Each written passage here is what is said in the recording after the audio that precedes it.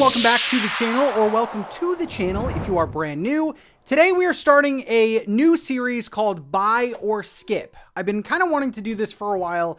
Basically, I go over the recent Nintendo Switch games I've been playing and just let you know, straight up, honest, should you buy it, should you skip it? There's a lot of games coming out. So I think this is needed. You know, we gotta be a little more honest. So today we have a bunch of new Nintendo Switch games that recently came out. I'm trying to keep these newer, you know, like the recent games. So let's get started. Let me know if any of these games you picked up, your opinions, let's go. Starting off the list with a good one, and that is Super Mario Wonder, which recently came out on the Nintendo Switch. This is one of Nintendo's biggest games of the year. So how is it? I have played and completed it, and I gotta say, I was smiling the entire time. This game just brings out joy to whoever's playing it. Now, Mario has always been good, right? Mario's been good in 3D, and especially in 2D, and I feel like this sets the new standard. I might go out and say this might be the best 2D game of all time, 2D platforming game of all time. It's that good. Now, when it comes to buy or skip, I definitely think this is a buy. However, you aren't going to get a ton of gameplay out of this. You can play this game for about 10 to 25 hours, maybe 30 if you're 100%ing everything. But that's the only sort of drawback. But everything that you experience in this game, like I said, brings you so much joy. It's made super well. The best controlling platformer ever, I think. It's that good. I definitely recommend buying it. Next up is My Time at Sandrock, which recently came out. And this is another one of those cozy life sims. This one kind of takes place in a Western, you know, sort of desert area, which I think is super unique for one of these games. This game is $39.99, and I was pretty hyped for this game. I can't lie to you. I mean, this was supposed to come out a couple months ago, but there were a lot of games releasing all at once, and this was one of them, so they pushed it back. They said they needed to work on a couple things, and unfortunately, I have not enjoyed this game at all. Man, where do we begin? There's some stuff that I really do like. Again, the setting. I like the characters. I like different aspects you don't normally see in other farming games. Like you can go sand fishing. There's just weird stuff that make it unique.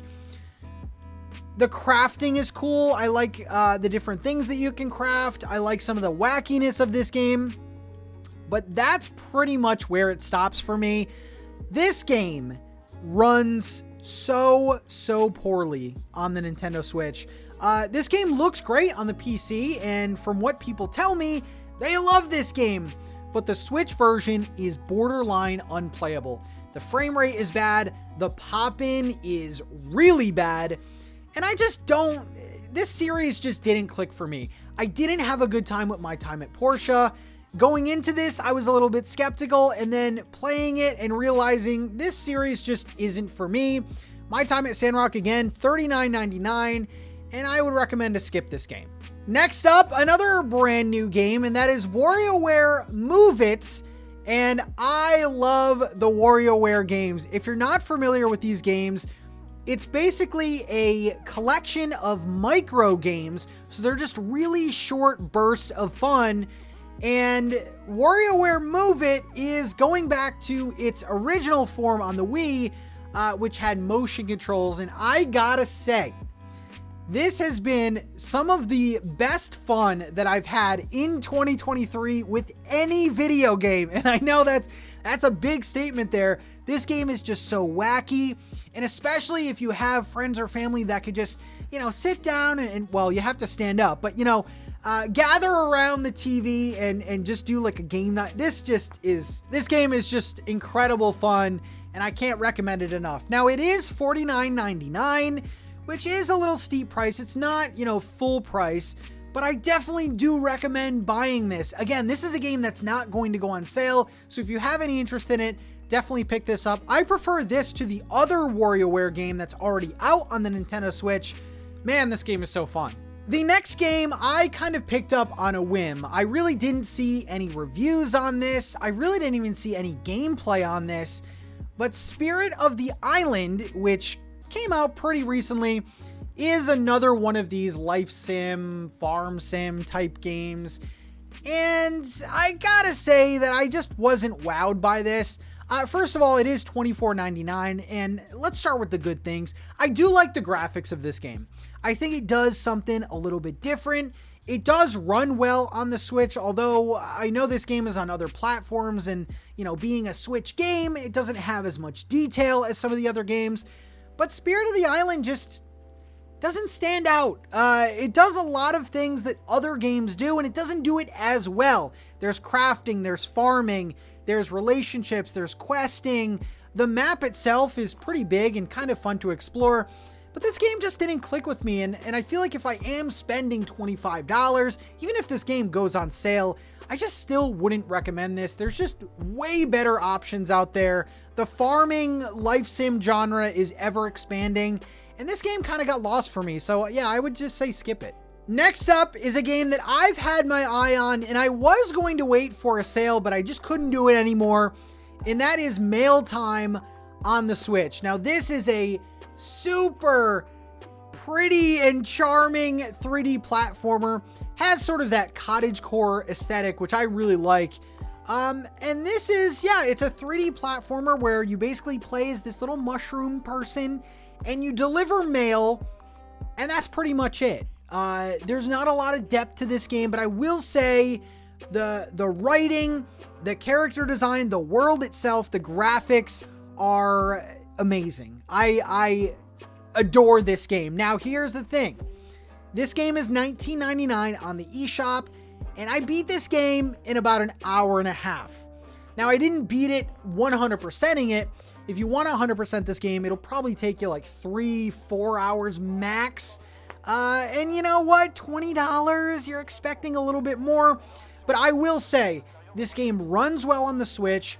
Again, it's super charming. It's one of those games where you're meeting different characters. They tell you to deliver a letter to someone, and on your way, you get sidetracked by another 10, 15 quests. So I really enjoyed my time. I would say to buy this game. I think it's that good. Maybe wait for a sale, maybe put it on your wish list, but this game is worth playing. Another game that I was very, very excited to try out and play, and that is Paleo Pines. This is another one of those farming life sim games. Do we see a little pattern forming here? This game, the unique thing about it is that you can tame and raise dinosaurs, which I think is super unique. I do like the graphics. Just another one of these games that just doesn't perform well on the Switch. I don't like the graphics on the Switch. I don't like the performance on the Switch. And this game just didn't grab me like some of the other farming games that I'll talk about in a little bit. Yeah, I just think that this one is a skip. It is $29.99, which I think, again, is a premium price. And again, with the whole crowding of all these farming life sim games, you kind of have to weed out the ones that don't speak to you. Paleo Pines just doesn't do that for me. I just don't think it's interesting enough. Take away the dinosaurs, it's just a basic farming game. So this one, again, I would say skip. Maybe put it on your wish list. It does offer the uniqueness of dinosaurs and taming them, and that is fun.